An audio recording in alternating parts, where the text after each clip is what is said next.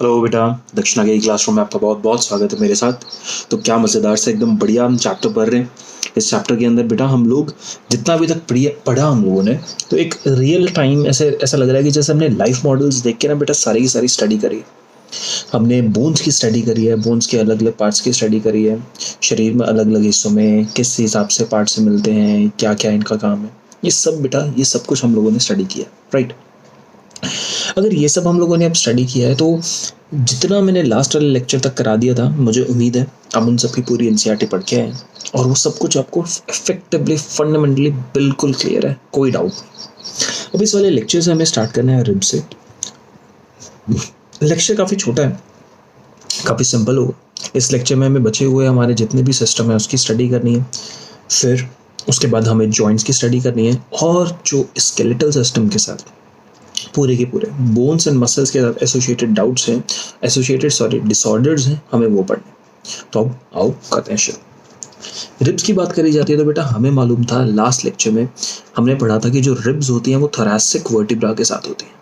Total thoracic vertebra 12 होती हैं, तो हम इफेक्टिवली कहते हैं कि हमारे पास जो ये रिब्स हैं, रिब्स का टोटल नंबर कितना है 12। टोटल आपके पास 12 पेयर्स हैं, क्योंकि हर एक थोरैसिक वर्टिब्रा के साथ एक पेयर रिब जुड़ा हुआ। डॉर्सली और वेंट्रली रिब्स बेटा अटैच्ड हैं किस चीज़ से? डॉर्सली यानी पीठ की तरफ से देखें तो वर्टिब्रल कॉलम से अटैच्ड है, किससे? वर्टिब्रल कॉलम से। और अगर इसको वेंट्रली देखें तो वो स्टर्नम से अटैच्ड है, स्टर्नम से। हम यहाँ पे अगर रिब्स को ऑब्जर्व करते हैं तो ऑब्जर्व करने में हमें कुछ पॉइंट मालूम लगते हैं। ज़रा आप लोग यहाँ पे गौर कीजिए। इधर देखिए ये रिब है, ये पीछे वाली तरफ इससे अटैच्ड है।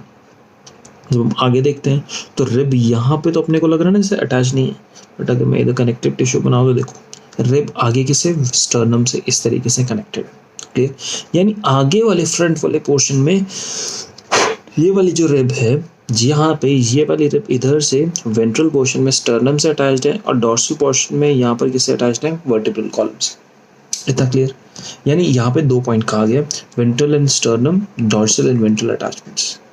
जब आप यहाँ पे वर्टिब्रल कॉलम पे देखते हैं ना तो बेटा वर्टिब्रल कॉलम पे ये 2 पॉइंट्स पे अटैच्ड है। कैसे? यहाँ पे जरा इस स्ट्रक्चर को आप लोग यहाँ पे ऑब्जर्व कीजिएगा, बड़ा इंपॉर्टेंट है। हम क्या करते हैं, इधर से एक वर्टिब्रल कॉलम लेते हैं, एक सेकंड रुकिए, वर्टिब्रल कॉलम का एक हिस्सा, एक यहाँ पे जो अटैच्ड रिब है, बाकी सबको हटा देते हैं। आप ये दोनों इस तरीके से जुड़ा हुआ है, राइट। ये अरेंजमेंट ऐसी, इसको जरा ऊपर से देखिए।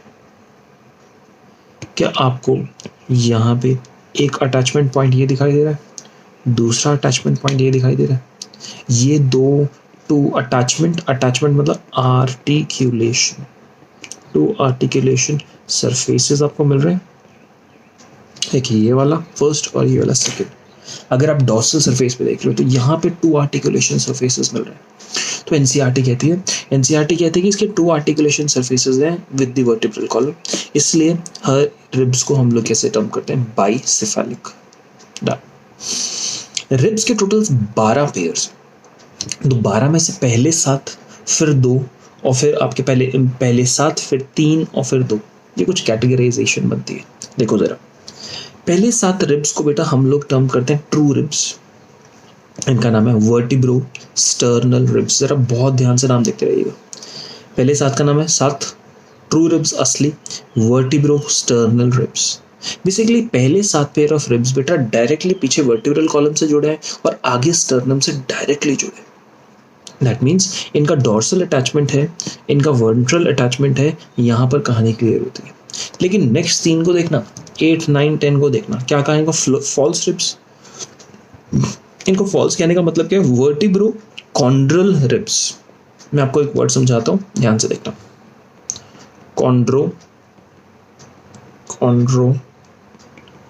कॉन्ड्रल, ये वर्ड आपके पास यहाँ पे लिखा हुआ है। ये कॉन्ड्रो और कॉन्ड्रल बेटा वर्ड किसके साथ एसोसिएटेड होता है? कार्टिलेज के साथ। किसके साथ? कार्टिलेज के साथ। इतना डन। हम लोग जब रिब्स को बेटा ऑब्जर्व करते हैं ना तो ये एनसीईआरटी ने स्ट्रक्चर दिया है। आप पहले 7 पेयर ऑफ रिब्स को ऑब्जर्व कीजिए, यहाँ तक जो पहले 7 पेयर रिब्स है ना वो डायरेक्टली अटैच्ड है, वो यहाँ पे डायरेक्टली अटैच्ड है। लेकिन जब आप 8, 9, 10 को देखते हो ना तो यहाँ पे इसके साथ यहाँ पे ये कार्टिलेज है, इसकी मदद से ये इस तरीके से अटैच्ड है। हम रियल टाइम एग्जाम्पल में देखेंगे तो वहाँ से हमें ना अच्छे से क्लियर होगा ध्यान से तुम लोग देखना। रिब्स की अगर बात करते हैं तो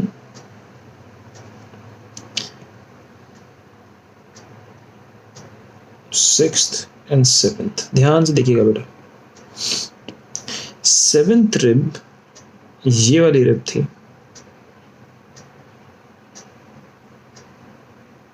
this is the direct attachment जो मैं आप लोगों को यहाँ पे हाईलाइट करके दिखा रहा हूँ। बोलो इस अटैचमेंट के नीचे यहाँ से कोई और नई अटैचमेंट आ रही है? नहीं ना। यहाँ पे इसके साथ ये वाली अटैचमेंट है, ये वाली जो मैंने रिब यहाँ दिखाई है, जिस रिब को मैं थोड़ा हाईलाइट कर रहा हूँ, this rib is the seventh rib.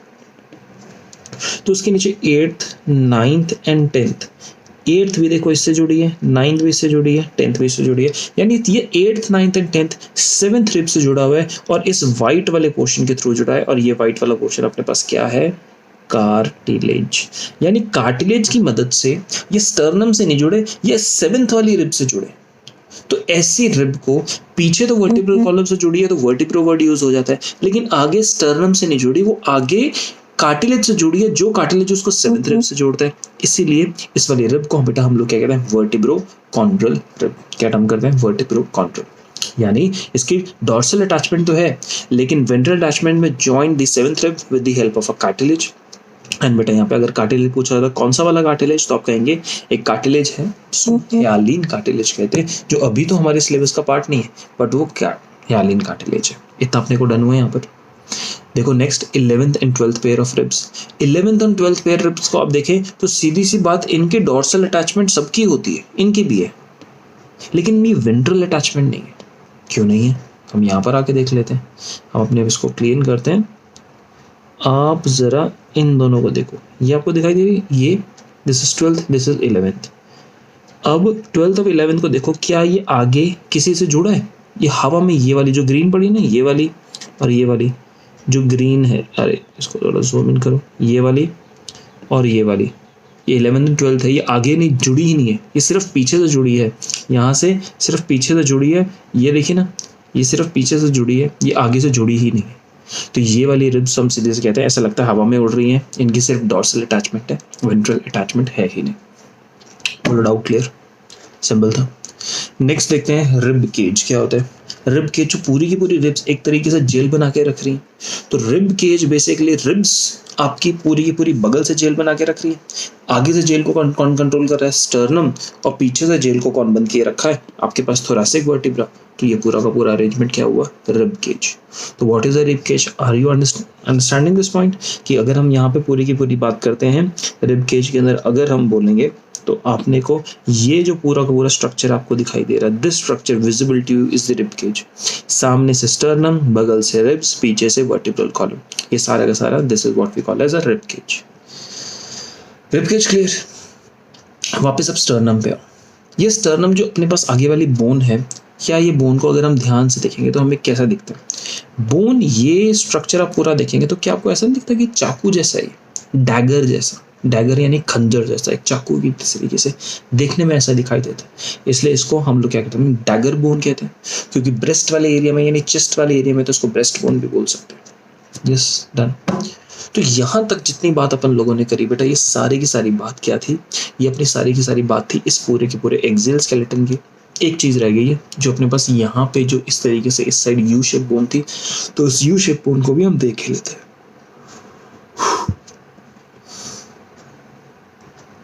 ये अपने को जो ये वाली यू शेप बोन दिखाई दे रही है बेटा, इस बोन को हायोइड बोन कहते हैं। इस हायोइड बोन की मदद से जो टंग होती है वो अपने आप को सपोर्ट रखती है। देखिए जी पूरे बॉडी में एक ऐसी बोन जो किसी और बोन से नहीं जुड़ी हुई, ये देखो हवा में लटक रही है, बेसिकली हवा में नहीं लटक रही, बॉडी में जब यहाँ होती है तो इसको ये बोन जो होती है किसी और बोन के साथ नहीं अटैच्ड, बट ये बाकी मसल्स यानी टंग के साथ डेफिनेटली अटैच्ड है और टंग को सपोर्ट प्रोवाइड करने का मेन काम ये करती है। कौन सी बोन है? Hyoid bone.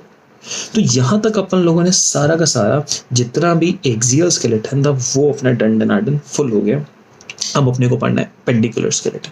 क्या पढ़ेंगे? Appendicular skeleton. तो क्या है एपेंडिकुलर स्केलेटन? देखो मेरे साथ। एपेंडिकुलर स्केलेटन में जाए सी बात बेटा, लिम्स मिलेंगे। लिम्स का मतलब हाथ और पैर, आर्म्स एंड हैंड्स, आर्म्स और हैंड्स। उस तरीके से लेग्स, पूरी टांगे और पैर। ठीक है, ये हमारे पास पूरे के पूरे होंगे। और जब एक्सियल स्केलेटन को इन हाथ पैर से कोई जोड़ता है तो उस चीज़ को अपन यहाँ पे टर्म क्या करते हैं, गर्डल। तो पैरों की तरफ भी गर्डल होते हैं और ऊपर की तरफ भी होते हैं। ऊपर की तरफ जो हमें यहाँ पे कंधों की तरफ गर्डल्स मिलते हैं, इनको कहते हैं पेक्टोरल गर्डल्स, और नीचे वाले को क्या टर्म करते हैं, पेल्विक गर्डल्स। बोलो बात क्लियर हुई? ये गर्डल्स तो अपने को मालूम थे, यहाँ तक हुआ। हमने कहा गर्डल दो हैं, एक पेक्टोरल एक पेल्विक। और सिंपल अगर डेफिनेशन के मुताबिक देखा जाए तो pectoral girdle help in joining the limbs with the axial skeleton. Not just pectoral but pelvic and pectoral girdle दोनों ये वाला काम करते हैं। ये बात हम ऑलरेडी देख चुके हैं, समझ चुके हैं, जान चुके हैं, ये हमारे साथ टोटल कंप्लीट हो चुका है। पेक्टोरल गर्डल की बात करेंगे तो ना पेक्टोरल गर्डल बेटा सबसे पहली बात एनसीईआरटी ने ना यहाँ पर जैसे स्टेटमेंट्स बोले हैं ना बड़ा ही कंफ्यूजिंग है। तो जब मैं पेक्टोरल गर्डल पढ़ाऊंगा तो पहले आपको समझाऊंगा कि पेक्टोरल गर्डल क्या है, फिर आपको उसमें रियल टाइम डायग्राम दिखाऊंगा, फिर आपको एनसीईआरटी पढ़ाऊंगा ताकि डाउट बिल्कुल नहीं ना। पेक्टोरल गर्डल पे देखिए, यहाँ पे स्टार्टिंग यहीं से कर देते हैं।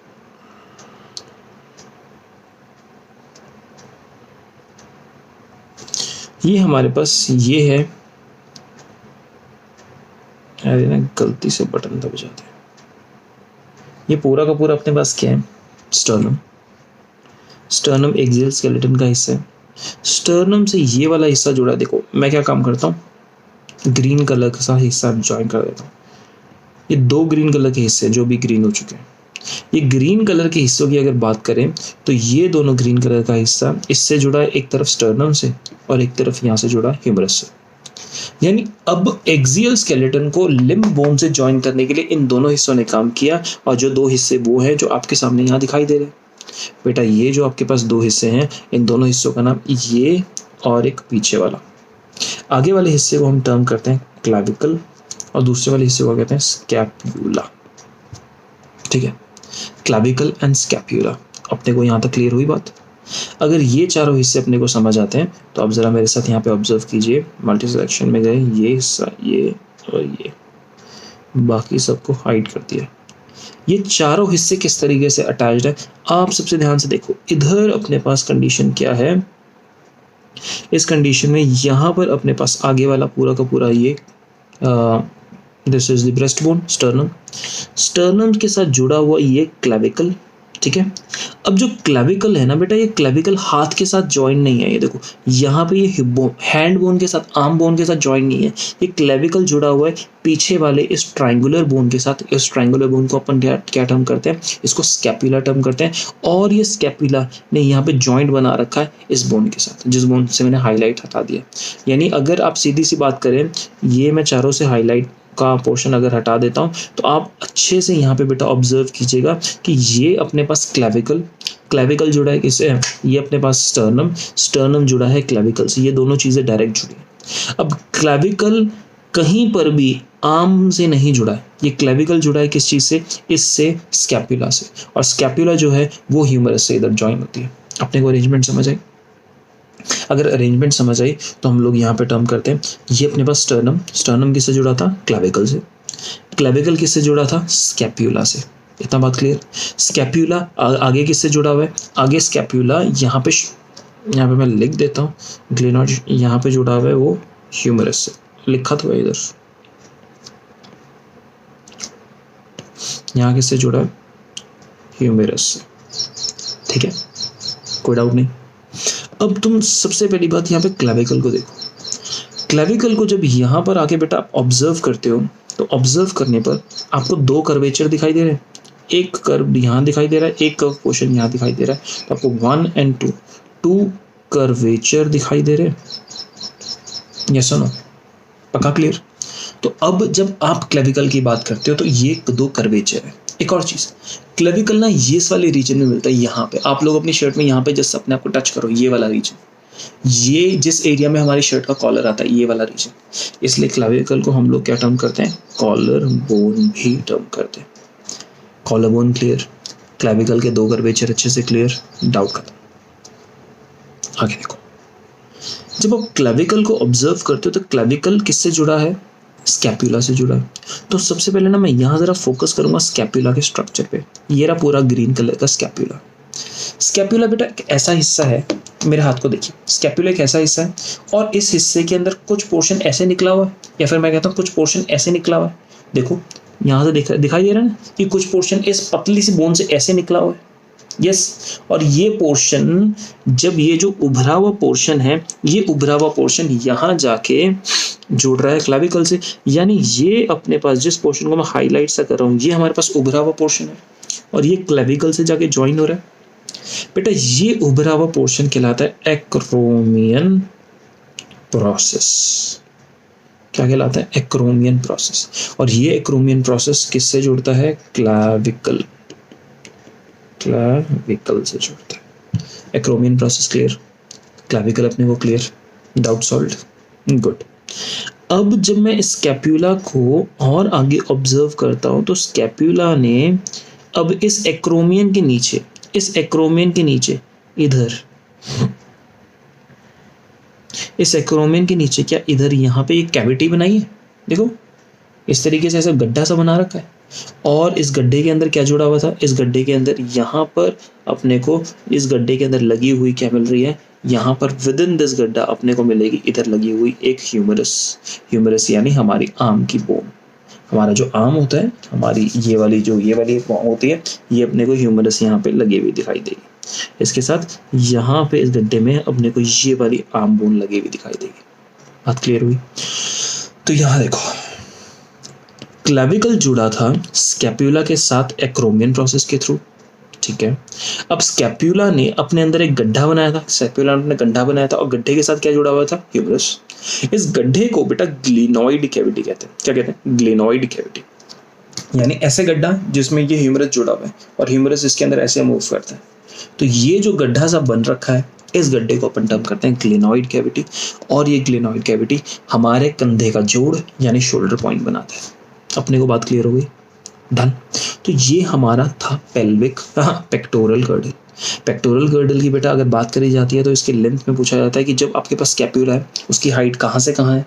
आप देखोगे between second and the 7th rib, C2 से C7 इसके बीच में आपके पास इसकी हाइट होती है, ठीक। अब ये वाला पोर्शन पढ़ लिए तो एक काम करते हैं एनसीईआरटी पढ़ लेते हैं इसकी। अपने को एनसीईआरटी पढ़ेंगे, मस्त समझ आ जाएगा। देखो यहाँ पर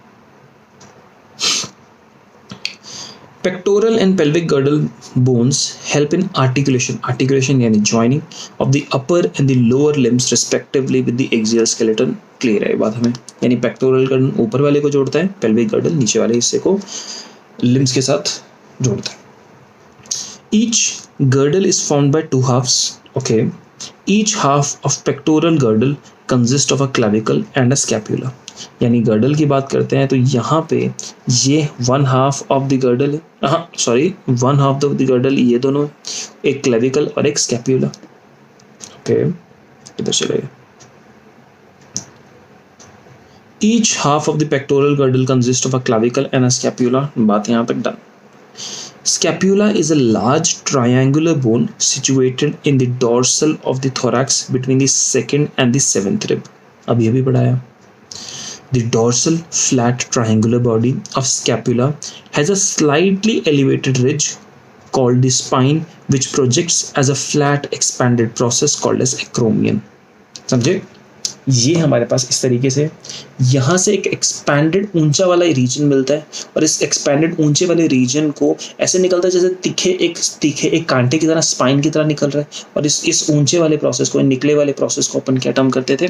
हम इसको एक्रोमियन टर्म करते थे। एक्रोमियन, अगर यहाँ पे ये बात नहीं समझ आ रही तो वापस मैं इधर आके तुम्हें दिखाऊंगा।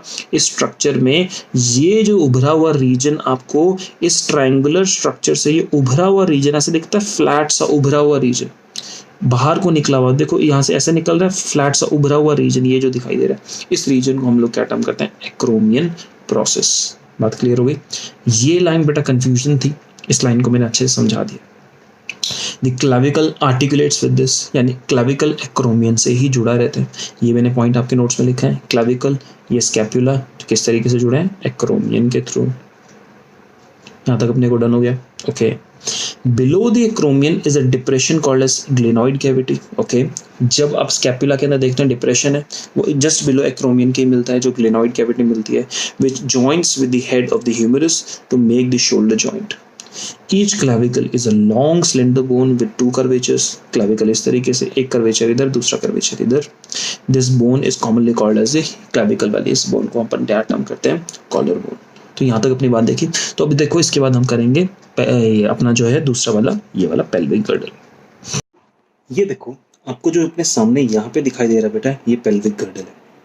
ये पेल्विक गर्डल का एक हिस्सा है जो अपने को यहाँ पे अपने सामने दिखाई दे रहा है। इस हिस्से को हम कहते हैं कि आधा हिस्सा ये है, आधा हिस्सा ये है, यानी पेल्विक गर्डल ये पूरा का पूरा है। समझ पाए? इनफैक्ट मुझे बोलना चाहिए कि पेल्विक गर्डल की, जैसे एनसीईआरटी ही पढ़ते हैं ना, तो पेल्विक गर्डल कहते हैं it consist of two coxal bones. दो कॉक्सिल बोन्स हैं। एक कॉक्सिल बोन ये पूरी की पूरी अपने को, ये this is one coxal bone and one coxal bone. Coxal bone इन बोन का नाम है, ये अपने को ध्यान रखना है। पेल्विक कितनी बात समझे? It consist of two coxal bones. इतना डन? ध्यान से देखिएगा। अगर कॉक्सिल बोन को देखते हैं बेटा, किसी एक कॉक्सिल बोन को, तो मेरी इस ना हाईलाइटिंग को आप देखिए। एक कॉक्सिल बोन का ये हिस्सा जो आधा ग्रीन हुआ है, फिर एक ये हिस्सा और फिर एक ये हिस्सा। अपने को क्या ये बात समझ आ रही है? यानी कॉक्सिल बोन का कुछ हिस्सा ये, कुछ हिस्सा ये, कुछ हिस्सा ये, यानी एक कॉक्सिल बोन तीन छोटी छोटी चीजों के फ्यूजन से बना है। एक ऊपर वाला, यहाँ पे लेफ्ट अपर कॉर्नर में देखिए इलियम लिखा है, ये नीचे लिखा इशियम और आगे लिखा प्यूबिस। यानी इलियम, इशियम, प्यूबिस, ये तीन फ्यूज करके एक कॉक्सिल बोन बनाती है। यहाँ पे इलियम, यहाँ पे इशियम और यहाँ पे प्यूबिस। अपने को डन होगा। तो when we are looking at this thing, तो कहते हैं pelvic girdle consists of two coxal bones। बात पहले clear. Each coxal bone is formed by fusion of three bones, ilium, ischium and pubis। इतना क्लियर हुआ ना बेटा? यहाँ पे इस इलियम की स्पेलिंग इंटेस्टाइन वाले इलियम से अलग है, उसकी ILEUM होता है, और यहाँ पे आपके पास ILIUM है। I और E का फर्क ध्यान रखिएगा, बहुत ज़्यादा इंपॉर्टेंट है। At the point of fusion of the above bones, there is a cavity called as acetabulum to which thigh bone articulates। जब भी मैं बोल चुका हूँ articulates वर्ड आएगा तो उसका मतलब क्या समझोगे? joints। इतना समझे ना? अब जरा यहाँ पे फोकस करो। हम यहाँ पर इसको कर देते हैं। क्या ये आपको हिस्सा दिखाई दे रहा है? देखो ये कैविटी अपने को दिखाई दे रही है। सबसे पहली बात, ये कैविटी खोखलापन, इस कैविटी को एसिटाब्यूलम कहते हैं। और देखो कैविटी में ये इलियम ने कुछ कंट्रीब्यूट किया, इशियम ने कंट्रीब्यूट कंट्रीब्यूट किया और प्यूबिस ने भी कंट्रीब्यूट किया। यानी जिस पॉइंट पे तीनों बोन्स फ्यूज हुई वहां पे कैविटी बनती है, और इस कैविटी को जो अपने को यहाँ पे कैविटी, एक सेकेंड, यहाँ पर जो ये अपने को कैविटी दिखाई दे रही है, दिस कैविटी इज एसिटाब्यूलम, और इस कैविटी के साथ एसोसिएटेड इसके अंदर इस तरीके से फंसा होता है हमारी लेग बोन्स। लेग में बेसिकली थाई बोन जुड़ी हुई होती है इस कैविटी से। अगर आप यहाँ पे जस्ट देखोगे आपको ये थाई बोन इस कैविटी में लगी हुई दिखाई देगी ना, समझ रहे हो? ये वाली आपके पास इस कैविटी में लगी हुई है। पक्का अपने को डन? तो यहाँ पे ये वाली लाइन जहाँ पर ये टू हाफ्स आपके पास मिलते हैं at the point of this above, ये तीन बोन्स जहाँ पे मिलती हैं वहाँ पे कैविटी मिलती है। कैविटी मिलती है, उसका नाम एसिटाब्यूलम, और एसिटाब्यूलम में थाई बोन यानी फीमर यानी ये वाली बोन अपने पास एसोसिएटेड होती है। डन? अब जरा यहाँ पे देखें, जब हम इन दो कॉक्सियल बोन्स को देखते हैं तो ये बोन्स का प्यूबिस वाला पार्ट, ये प्यूबिस वाला, और दूसरे कॉक्सियल बोन का ये दोनों प्यूबिस वाला पार्ट, ये अपने को सामने हिस्से में दिखाई दे रहा है। ये देखो आप देख सकते हो, एक ये वाला प्यूबिस वाला पार्ट और एक ये वाला प्यूबिस वाला पार्ट। इसकी बात हो रही है। Two halves of the pelvic girdle meet ventrally to form a pubic symphysis containing fibrous cartilage. क्या है प्यूबिक सिम्फाइसिस? समझाता हूँ। ये जो, just give me a second, इसको दोबारा ओपन करके करते हैं तो समझ आ जाएगा।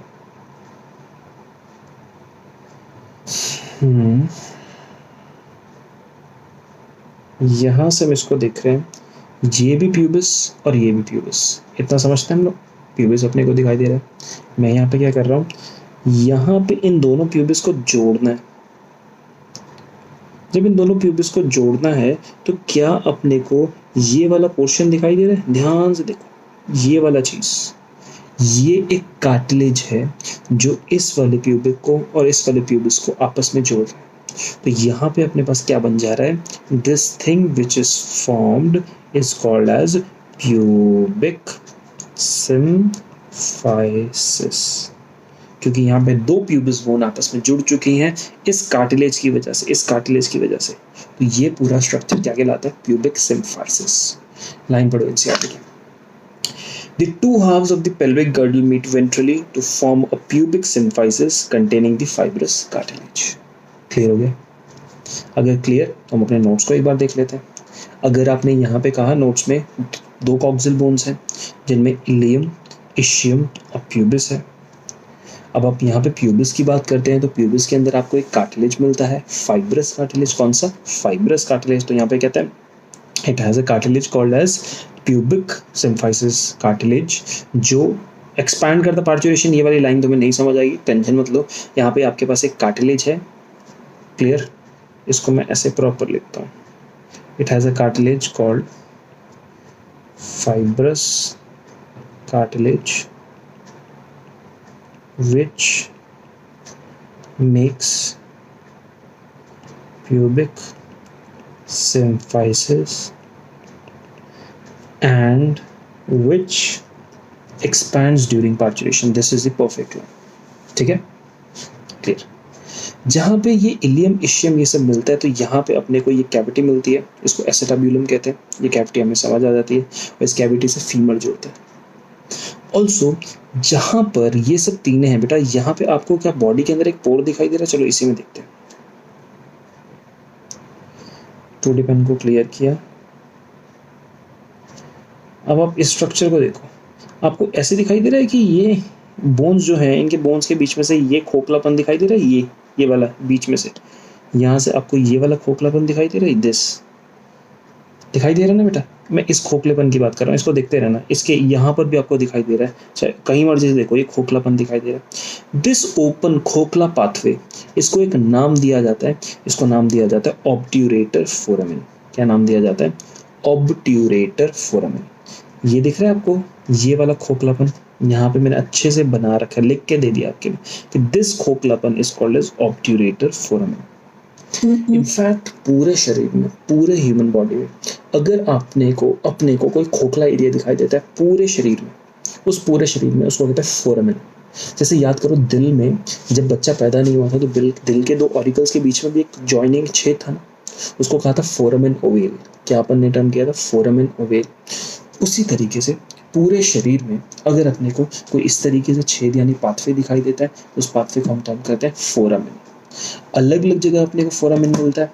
तो अगर इस डायग्राम में हमने यहाँ पे देखा तो ऑब्ट्यूरेटर फोरामेन, क्या हमें फोरामेन यहाँ पे भी मिलता है? यस, मैं ज़रा यहाँ से हटाता हूँ और आपको स्कल में भी आपको एक फोरामेन दिखाई देता है।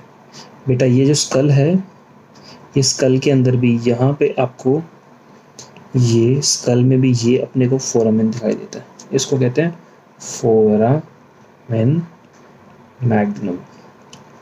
अपने को बॉडी में अलग अलग जगह अपने को इस तरीके से क्या दिखाई देते हैं? फोरामेन दिखाई देते हैं। अपने को डन। फोरामेन मैग्नम यहाँ क्लियर। दिल में फोरामेन ओवेल।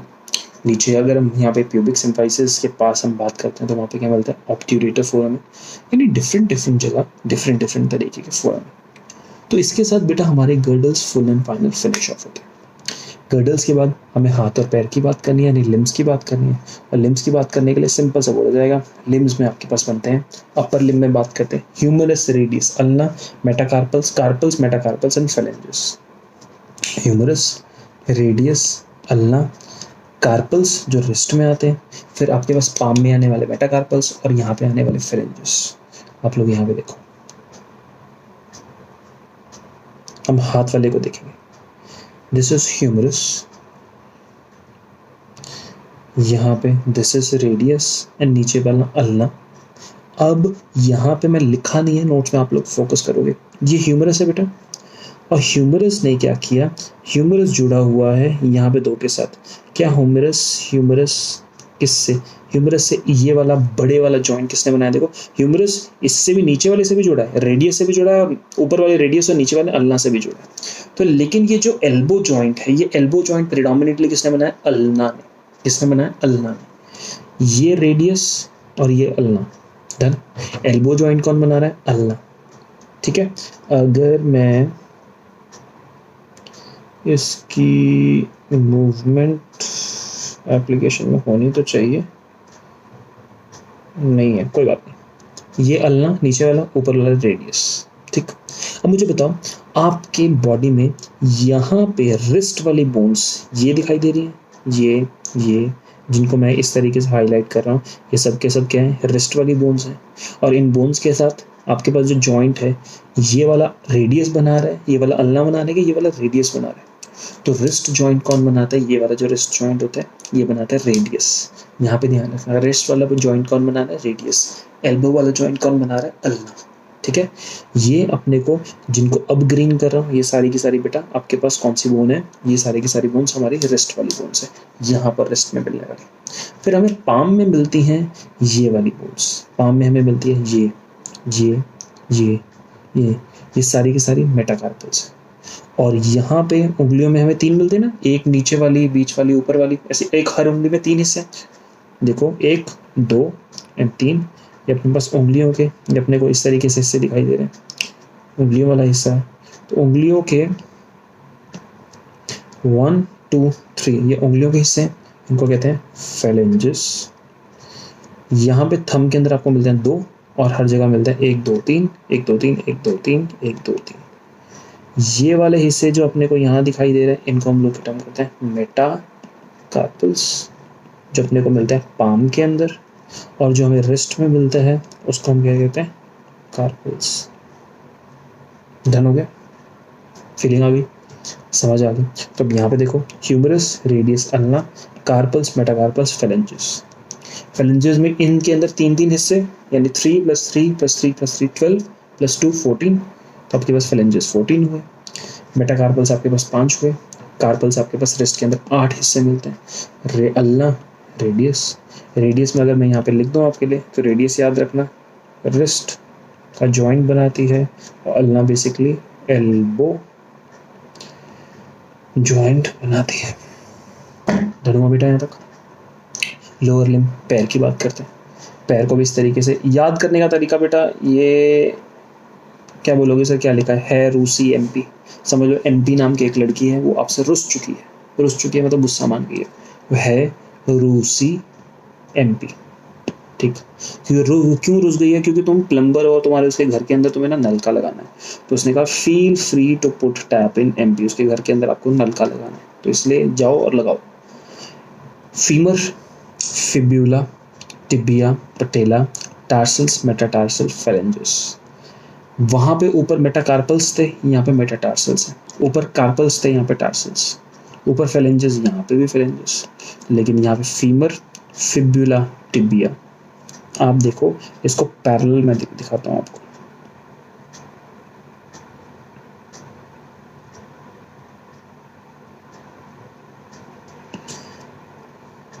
जैसे अपने पास ह्यूमरस, वैसे अपने पास फीमर। जैसे रेडियस अल्ना, वैसे हमारे पास फिब्यूला, टिबिया। अब यहाँ पे पटेला नी कैप होती है, एल्बो में कैप्स नहीं होती, तो पटेला अलग से। तो मैं इसको ज़रा हाईलाइट कर दूंगा, बोलूँगा ये अलग से। फीडिंग ले लो, समझते रहोगे बाद में। कार्पल्स की जगह आया टार्सल्स, मेटाकार्पल्स की जगह आया मेटाटार्सल्स, फेलेंजेस की जगह फेलेंजेस। देखो यहाँ पे मेटाकार्पल्स कितने, 5, यहाँ पे मेटाटार्सल्स 5, फेलेंजेस 14, ये 14। यहाँ पे कार्पल्स रिस्ट में 8 है, लेकिन यहाँ पे टार्सल्स हैं बेटा 7, समझे। अगर पूरा का पूरा नंबर गिनोगे ना आप, ऊपर से लेकर नंबर गिनोगे, तो बेटा ह्यूमरस 1, रेडियस 1, अल्ना 1, 3, 8 और 3 13, 13 और 5 18, 18 और 14 आपके पास, हाँ 18 और 32 बन रहा है। 1 2 3 4, 4 और 7 11, 11 और 5 16, 16 और 14। मैंने कुछ गलती करी है बेटा, यहाँ पे नंबर ऊपर नीचे दोनों तरफ 30 होता है। I'll just check it up. There is some issue. मैंने गिनने में गलती करी है। 1 2 3 8 और 3 11, 11 और 5 16। अरे गिनने में गलती करी है। 3 + 8, 3 + 8 11, 11 + 5 16, 16 + 14 is 30। ऊपर भी 30, नीचे भी 30, 30 होते हैं हमारे लिम्स में। सिंपल, समझ गए। यहाँ पे आप देख लो, आपको देखने में बड़ा अच्छा लगेगा। आज ये वाली एप्लीकेशन भी हैंग कर रही है, जाने क्या हो गया, अपडेट करने लगता है शायद। मॉडल्स में देखते हैं। अरे भाई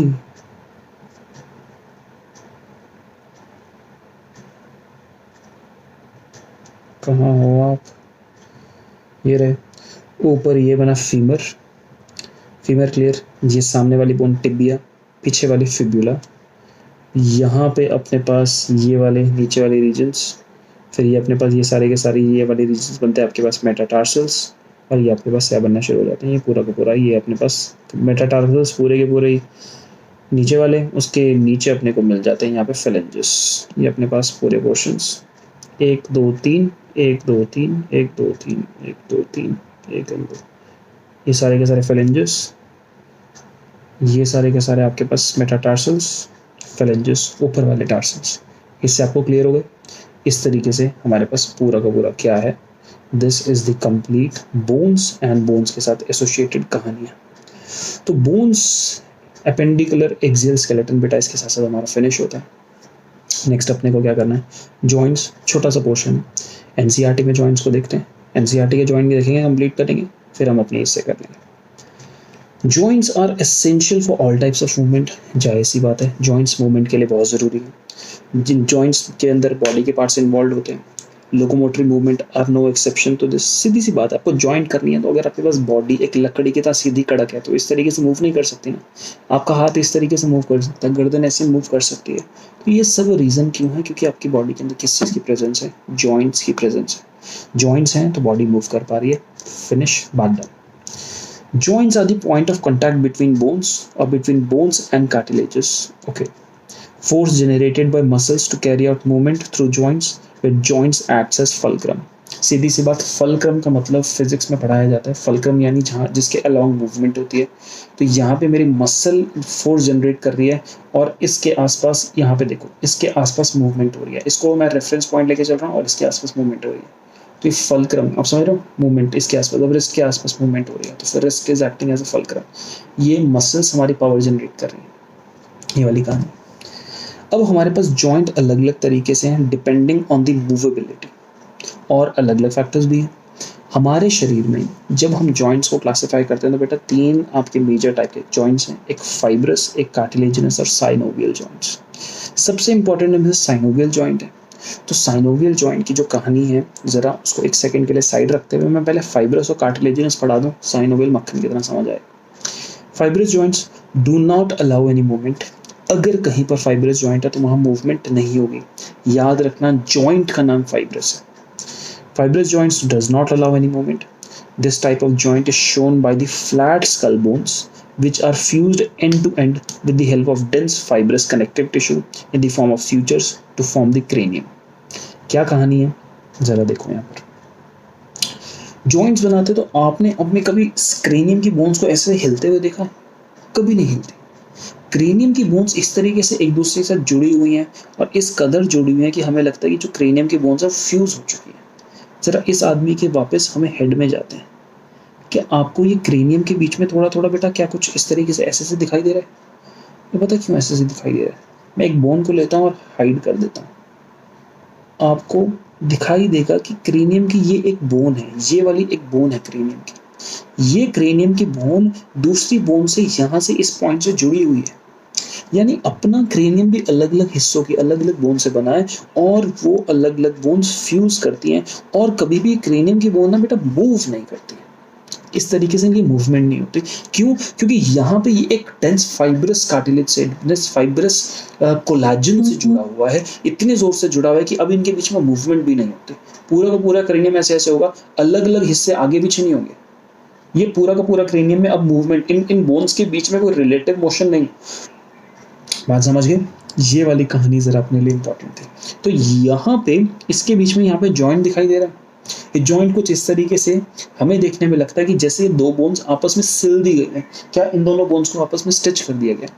तो ऐसी स्टिचिंग की वजह से इसको नाम क्या देते हैं हम लोग? स्यूचर्स नाम दे देते हैं। क्या दे देते हैं? स्यूचर। स्यूचर का मतलब बेसिकली सिल ही दिया गया है। ये तो हमने को डन हो गया, क्रेनियम का fibrous joint done. Next cartilaginous joint. अब बॉडी में ऐसी बहुत सारी जगह हैं जहाँ पे मूवमेंट, जैसे यहाँ देखो कितनी फ्लेक्सिबल मूवमेंट है, ऐसी इतनी ज़्यादा फ्लेक्सिबल मूवमेंट नहीं है कि आपने हाथ लिया पूरा बंद कर दिया खोल दिया, ऐसा देखो पूरा बंद लिया खोल दिया, आप इतनी ज़्यादा फ्लेक्सिबल मूवमेंट नहीं कर सकते, लेकिन कुछ हद तक मूवमेंट है।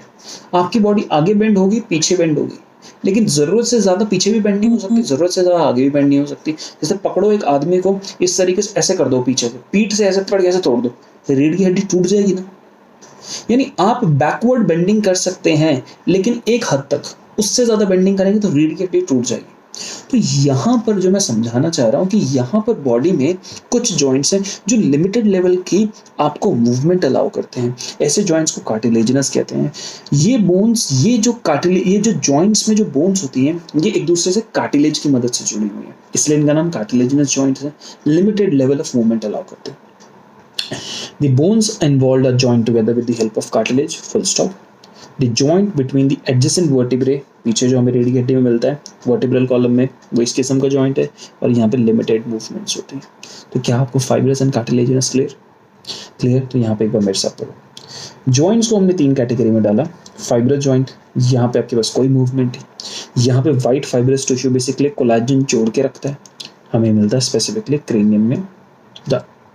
नेक्स्ट कार्टिलेजिनस जॉइंट कार्टिलेजिनस है, तो यहाँ पे दोनों बोन्स को जोड़ के रखने के लिए, ऊपर वाले केस में मैंने कोलेजन का यूज किया, कार्टिलेजिनस जॉइंट में दोनों बोन्स को जोड़ के रखने के लिए बेटा मैंने यहाँ पे कार्टिलेज का यूज किया।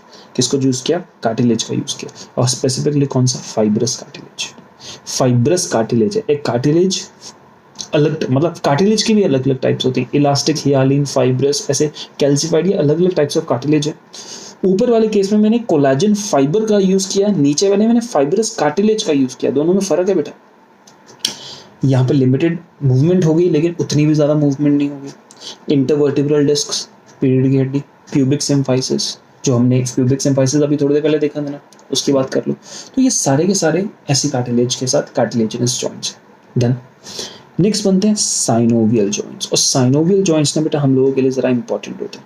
आप लोग यहाँ पे ज़रा साइनोवियल जॉइंट्स को, स्ट्रक्चर को समझने के लिए मैं आपको क्या करता हूँ, एक फ़ोटो ऐड करता हूँ, अपने को मिल जानी चाहिए वो फ़ोटो। ये जो फ़ोटो आपको जस्ट अभी आपको यहाँ पे दिखाई दी, इस फोटो में अगर आप ऑब्जर्व करेंगे तो एक अपने पास ऊपर वाली बोन दिखाई देगी और एक नीचे वाली बोन। मैं ना इस स्ट्रक्चर के पैरेलल भी मैं फोटो बनाऊंगा तो आपको समझ आएगा। एक अपने पास इस तरीके से एक ऊपर वाली बोन है, ये जो बोन है, इस बोन के एंड पे ना यहाँ पर अपने पास ऐसे कार्टिलेज लगा हुआ है। इस बोन को कवर करने के लिए कार्टिलेज लगा हुआ है। ओके, जॉइंट में तो हमेशा 2 बोन्स होंगी ना, 2 बोन्स हैं, और नीचे वाली बोन के आसपास भी इस तरीके से यहाँ पे आपके पास क्या लगा हुआ है, कार्टिलेज लगा हुआ है। जॉइंट पे कार्टिलेज है ना। ओके, अब इसके साथ साथ यहाँ पे आप जरा अच्छे से ऑब्जर्व करो, कंडीशन अपने को क्या दिखाई दे रही है। इधर से जैसे इन लोगों ने यहाँ पे ड्रॉ किया है,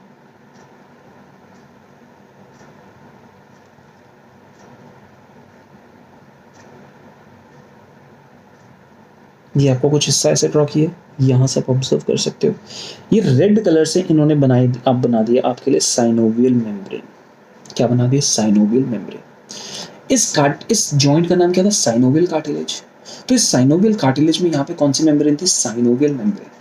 और इस साइनोवियल मेम्ब्रेन क्या करती है बेटा, यहाँ पे ना कुछ प्रोडक्ट रिलीज करती है, और जो ये प्रोडक्ट होता है ना, ये प्रोडक्ट एकदम ग्रीस की तरह काम करता है। किसकी तरह काम करता है? ग्रीस की तरह। तो ये प्रोडक्ट क्या है, बीच में साइनोवियल कैविटी के अंदर, इस प्रोडक्ट को मुझे बोलना चाहिए, अंदर जो प्रोडक्ट है ये साइनोवियल फ्लूइड है। क्या प्रोडक्ट है? साइनोवियल फ्लूइड, जो बेसिकली किसकी तरह काम करता है? ग्रीस की तरह काम करता है। इतना हमने को डर। अब यहाँ पे इसके ऊपर एक कवरिंग, इस तरीके से पूरी की पूरी कवरिंग है। ये पूरा का पूरा अपने को कार्टिलेज, ये पूरा का पूरा जॉइंट अपने को दिखाई देता है। देखो, अगर मशीन में 2 हिस्से हैं जिनको ऐसे ऐसे चलना है, देखो ध्यान से रखें, ये मशीन के 2 हिस्से हैं जिनको ऐसे ऐसे चलना है, और चलते वक्त ये हिस्से ना एक दूसरे को टच कर रहे हैं। देखो मेरे हाथ को देखते रहो, टच करते जा रहे हैं। तो अगर ये ऐसे चलते जा रहे हैं ना बेटा, आप लोग सब करके देखो, आपको महसूस होएगा कि आपके ना बोन्स एक दूसरे को टच होके प्रेशर, एक दूसरे पे फ्रिक्शन लगा रही है, प्रेशर लगा रही है। तो अगर ये मल्टीपल टाइम्स ऐसे चलती रहेगी, जैसे ये चल रहा है, मल्टीपल टाइम्स ऐसे चलती रहेगी, तो एक दिन तो ये बोन्स घिस जाएंगे ना। तो इन दोनों के बीच में फ्रिक्शन बहुत कम हो, घिस ना जाए, खराब ना हो जाए, तो इनके बीच में आपको ग्रीस डालनी पड़ेगी। तो ये ग्रीस यानी साइनोवियल फ्लूइड डालना पड़ेगा। तो साइनोवियल फ्लूइड यानी ग्रीस डालने की वजह से फायदा क्या होगा, बोन्स की मूवमेंट एकदम परफेक्ट रहेगी, अपने को कोई टेंशन नहीं होगी। पॉइंट अपने को यहाँ तक क्लियर हुआ? डन। अब ये ग्रीस बनाने के लिए कोई कवरिंग चाहिए, कोई मेम्ब्रेन चाहिए, तो ये जो मेम्ब्रेन है ये साइनोवियल मेम्ब्रेन है। क्या मेम्ब्रेन है? साइनोवियल मेम्ब्रेन है जो ये ग्रीस बनाती है। डन। तो येलो कलर की ग्रीस अपने को साइनोवियल मेम्ब्रेन दिखाई दे रही है। और यहाँ पे जरा मैं फोकस करते हुए आपको बोलना चाहता हूँ कि इधर आपने बोन लिया और बोन के ऊपर ये कार्टिलेज डाला, ये आपके पास बोन के ऊपर ये जिसको मैं ब्लू से हाईलाइट कर रहा हूँ, ये बोन के सरफेस पे कार्टिलेज था। ये वाला कार्टिलेज कहलाता है बेटा आर्टिक्यूलर कार्टिलेज। आर्टिकुलर कार्टिलेज क्यों कहलाता है? क्योंकि जॉइंट पे है। और अगर इसको मैं स्ट्रक्चरली देखूं, तो स्ट्रक्चरली कौन सा कार्टिलेज है? ये स्ट्रक्चरली हियालिन कार्टिलेज है। अब तुम बोलोगे सर ये क्या कैसा नाम है? मैं कहूँगा इसको रट लो, क्योंकि जब मैं तुम्हें स्ट्रक्चरल ऑर्गेनाइजेशन इन एनिमल्स पढ़ाऊंगा उसमें बताऊंगा कौन सा कार्टिलेज है बेटा, ये हियालिन कार्टिलेज स्ट्रक्चरल। तो क्या आपको साइनोवियल समझ आया? अगर किसी जॉइंट के अंदर ऐसे साइनोवियल फ्लूइड बना और बोन्स की आपस में मूवमेंट की बहुत अच्छे से मूवमेंट हो पा रही है, क्योंकि यहाँ पे एक साइनोवियल फ्लूइड है, तो ये आपके पास कौन सा कार्टिलेज हुआ? कौन सा जॉइंट हुआ? Synovial joint. हमारे शरीर में साइनोवियल जॉइंट अलग अलग तरीके से हो सकते हैं। कैसे? आप जरा यहाँ पे फोकस करो। हमारे शरीर में अलग अलग तरीके से मिलने वाले साइनोवियल जॉइंट को बेटा मैंने यहाँ पे रखा हुआ है। पहले पाइवट जॉइंट, पाइवट जॉइंट, ठीक है। अभी पाइवट जॉइंट क्या होता है? आपको यहाँ पर ऐसे दिखाई देगा कि एक बोन ऐसे, दूसरी बोन ऐसे, इनके बीच में ऐसे मूवमेंट है। अभी तक मैंने ये वाली मूवमेंट दिखाई थी ना, ये मैं मूवमेंट ऐसे दिखा रहा हूँ। अगर इन दोनों बोन्स के बीच में ऐसे मूवमेंट है, ये तब होती है जब अपनी गर्दन ऐसे ऐसे करते हैं। यहाँ पे जो जॉइंट है वो पाइवट जॉइंट है। पहली आपके पास पहली वर्टिब्रा एटलस और दूसरी वर्टिब्रा एक्सिस।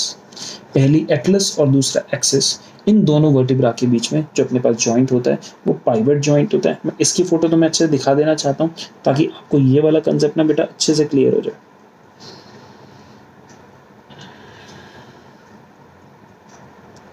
आप देखो नीचे वाली वर्टिब्रा से इस तरीके से निकल रहा है और पहली वर्टिब्रा ऐसे ऐसे मूव करेगी। क्या आप देख सकते हो?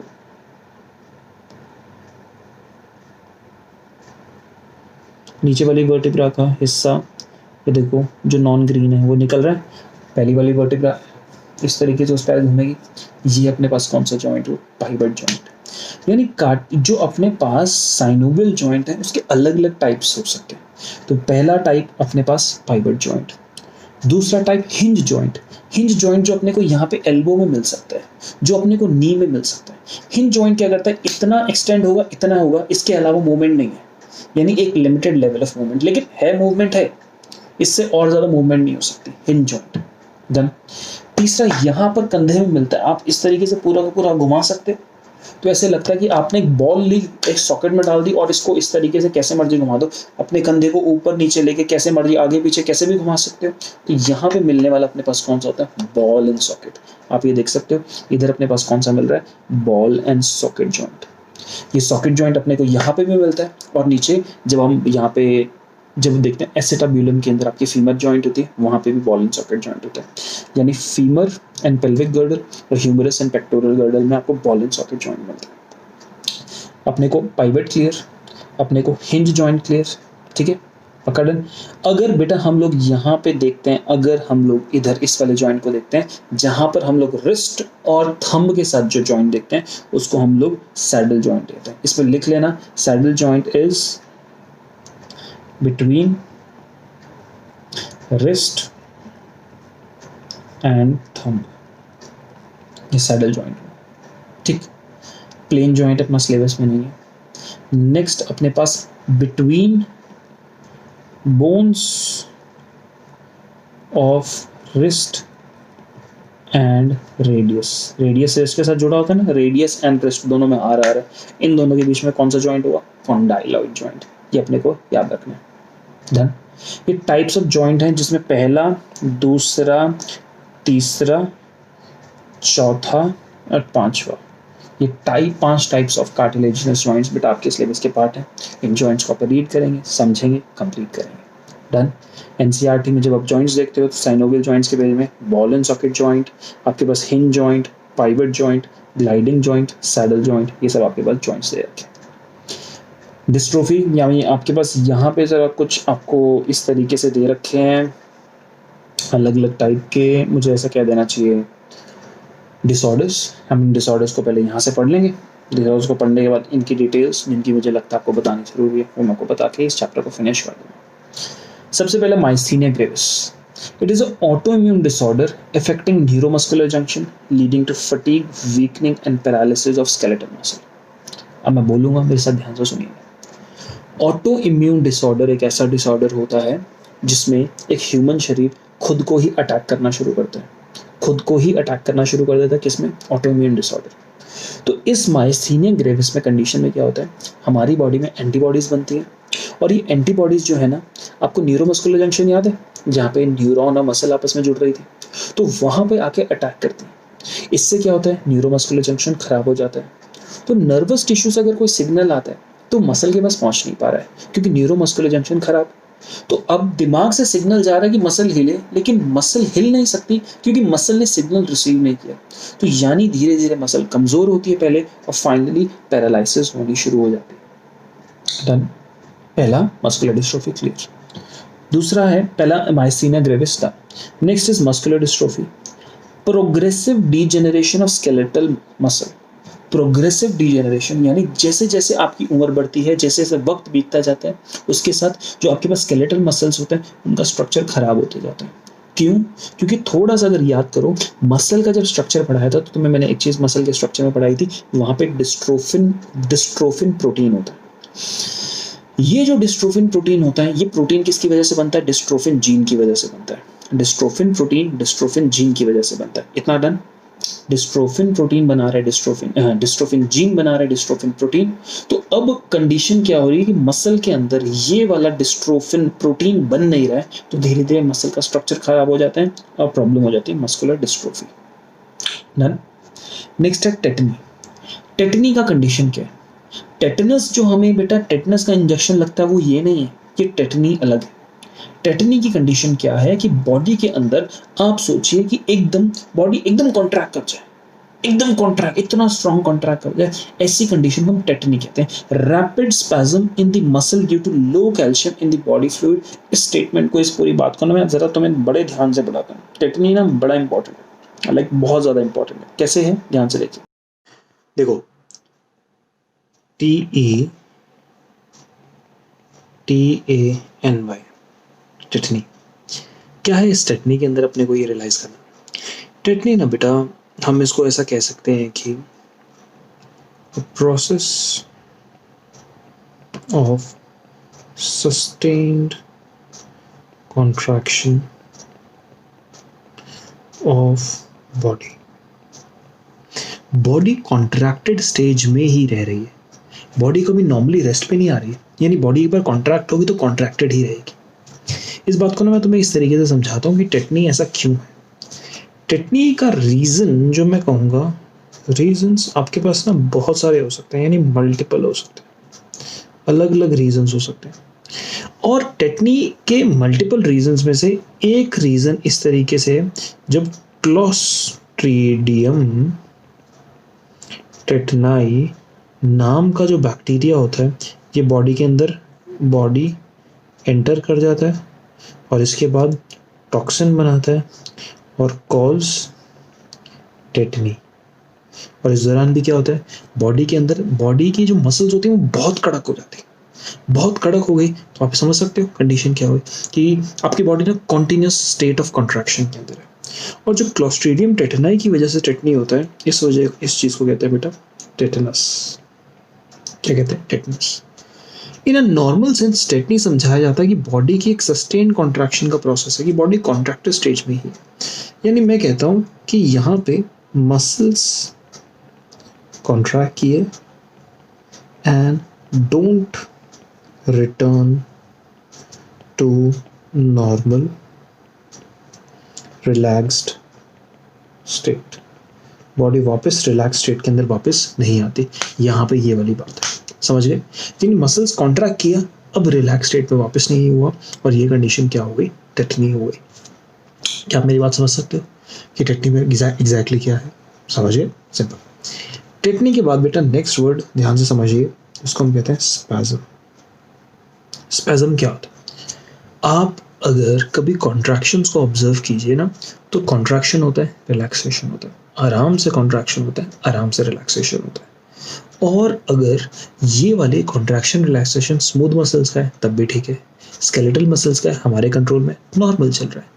लेकिन स्पैज़म के केस के अंदर ना there is uncontrolled contractions of the body की अनकंट्रोल कॉन्ट्रैक्शंस है। अब मैं अनकंट्रोल कॉन्ट्रैक्शन की बात कर रहा हूँ कि समझ लो कि आपके स्टमक में जो मसल्स हैं, एब्डोमेन की जो मसल्स हैं, जो इनवॉल्यूंटरी मसल्स हैं, वो कॉन्ट्रैक्ट हो रही है, रिलैक्स हो रही है, कॉन्ट्रैक्ट हो रही है, रिलैक्स हो रही है। तो ये अनकंट्रोल्ड होगा, चाह के भी रोक नहीं पाओगे। तो इस चीज़ को बेटा हम कहते हैं स्पैज़म। स्पैज़म बहुत ही कॉमन होते हैं during pre menstrual phase. Menstruation just कुछ टाइम पहले, 1-2 दिन पहले, या मेंस्ट्रुएशन होने के दौरान, या होने से 1-2 दिन पहले, 1-2 घंटे पहले, ये बहुत ही कॉमन होते हैं। ये स्पैज़म हमारी बॉडी में एग्जिस्ट करते हैं। नेक्स्ट फिनोमेना है स्प्रेन का। स्प्रेन एक ऐसा फिनोमेना होता है वेयर द लिगामेंट रप्चर्स। जो लिगामेंट बॉडी से होता है वो टूट जाता है, और जो स्प्रेन होता है इसके रिपेयर को very very very long time लेता है।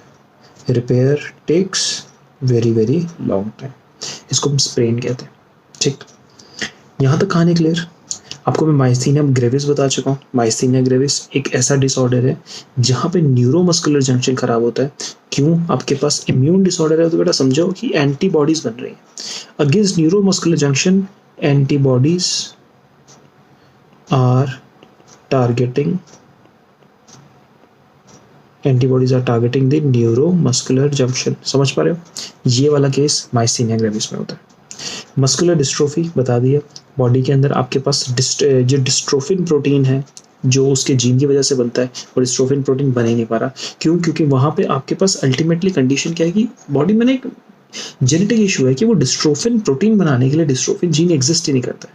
ये जेनेटिक डिसऑर्डर है। क्लियर? अब इसके साथ साथ धीरे धीरे muscles dysfunction and ultimately deterioration ये होना शुरू होता है। टेटनी आपको समझा दिया। टेटनी का बेसिक बेटा जो केस होता है वो इसलिए होता है कि कैल्शियम का अमाउंट बॉडी फ्लूइड यानी ब्लड के अंदर कैल्शियम का अमाउंट कम होता है। इस वजह से हमें टेटनी का प्रॉब्लम होता है। क्यों होता है इतना अपने को डिटेल नहीं करना है, बस इतना। नेक्स्ट है अर्थराइटिस, वेरी इंपॉर्टेंट, ध्यान से देखो। Arthritis is inflammation of joints. और अर्थराइटिस अपने पास 2 तरीके का है, एक रिमेटॉइड और ऑस्टियोआर्थराइटिस। क्या? Rheumatoid arthritis is the most common type of arthritis, diagnosed by the presence of rheumatoid factor। एक आपके पास RH फैक्टर होता है, ये एक आपके पास ये चीज़ जो होती है, अगर ये ब्लड में चेक मिल गई तो हम कहते हैं ऑर्गेनिज्म को rheumatoid arthritis है उस बंदे को। इसमें क्या होता है, जब आप साइनोवियल जॉइंट्स देखते हो तो साइनोवियल जॉइंट्स इस रूमेटॉइड अर्थराइटिस के केस में उनकी क्या हो जाती है, इन्फ्लेमेशन हो जाती है। साइनोवियल जॉइंट की इन्फ्लेमेशन ऑफ साइनोवियल मेम्ब्रेन, यानी जॉइंट्स के अंदर इन्फ्लेमेशन हो गई। और अगर उसकी साइनोवियल मेम्ब्रेन इन्फ्लेम होगी तो ज़रूरत से ज़्यादा वो क्या बनाएगा, साइनोवियल फ्लूइड। तो जो टिश्यूज़ में जो जॉइंट्स होंगे, जॉइंट्स में साइनोवियल फ्लूइड ज़्यादा, तो प्रेशर ज़्यादा डेवलप होगा और पेन बहुत ज़्यादा हो जाती है। Next osteoarthritis. ऑस्टियोआर्थराइटिस का केस देखिए, अगर आप साइनोवियल जॉइंट देखते हैं तो साइनोवियल जॉइंट में यहाँ पे आपके पास ये कार्टिलेज मिलता है, एक नीचे की तरफ एक ऊपर की तरफ। अपने को ये इस तरीके से कार्टिलेज दिखाई दे रहा है। बेटा ये वाला कार्टिलेज क्या है, इस कार्टिलेज को आर्टिक्युलर कार्टिलेज कहते हैं, या फिर इसको कह सकते हो साइनोवियल कार्टिलेज। ये कार्टिलेज अब धीरे धीरे खराब होने लगता है। क्या होता है, ये कार्टिलेज धीरे धीरे खराब होने लगता है। यहाँ पे ये आर्टिकुलर कार्टिलेज का इशू है, ये धीरे धीरे आर्टिलेज डिजेनरेट होने लगता है और इससे क्या होता है, आपकी जो हैंड्स एंड मसल्स बेसिकली इनकी मूवमेंट बड़ी मुश्किल हो जाती है, क्योंकि कार्टिलेज खराब होने लगा, बोन्स आपस में एक दूसरे से टकराएंगे और बहुत पेनफुल काम होगा। बहुत ही कॉमन होता है, ये ओल्ड एज में बहुत ही नॉर्मली मिलता है। ऑस्टियोपोरोसिस एक अच्छा क्वेश्चन। ऑस्टियोपोरोसिस एक एज रिलेटेड डिसऑर्डर है जिसके अंदर बोन के अंदर आप समझ लो पोर हो गए, यानी बोन के अंदर खोखलापन आया। और क्यों खोखलापन आया, यानी बोन्स कमजोर हो गई, क्योंकि बोन्स के अंदर कैल्शियम की कमी है। यानी ऑस्टियोपोरोसिस कैल्शियम और फॉस्फेट की कमी की वजह से होता है। तो अगर मैं बोन में से कैल्शियम एंड फॉस्फेट रीएब्जॉर्ब कर लूँ, यानी absorption of calcium from the bone, bone से बाहर निकाल लूँ और बॉडी में कहीं डाल दूँ, तो उससे प्रॉब्लम होती है। लेडीज में इन द फीमेल्स जब बॉडी में एस्ट्रोजन की कमी होती है ड्यूरिंग मेनोपॉज, तब ऑस्टियोपोरोसिस बहुत ही कॉमन केस रहता है। तो सोचो आपकी बोन के पास कैल्शियम एंड फॉस्फेट प्रॉपर नहीं है, इसका रीजन या तो अपने बोन से बाहर निकाल लिया, या जायज सी बात आप कैल्शियम कंज्यूम करते रहे हो, बॉडी में जा तो रहे लेकिन बोन्स में नहीं जा पा रहा। क्यों? क्योंकि बोन्स में कैल्शियम की कमी है, क्योंकि आप विटामिन डी की कमी आप बॉडी में रखें। या तो कैल्शियम की कमी रख रहे हो, बॉडी में कैल्शियम खा ही नहीं रहे हो, या बॉडी में विटामिन डी नहीं है, इस हिसाब से प्रॉब्लम हो जाती है। डन। डिसलोकेशन बेसिकली एक चीज अपनी जगह से हट जाए उसको डिसलोकेशन कहते हैं। गाउट के केस में कुछ नहीं होता है, यूरिक एसिड के क्रिस्टल जो होते हैं वो आपके पास जॉइंट्स के बीच में एक्यूमुलेट हो जाते हैं। Accumulation of uric acid crystals basically joints के अंदर अगर हो जाते हैं तो प्रॉब्लम होती है gout, very painful problem. Gout को बेटा हिंदी में गठिया कहते हैं, नॉर्मल सा डिसीज है, बहुत ही कॉमनली अपने आसपास मिलता है।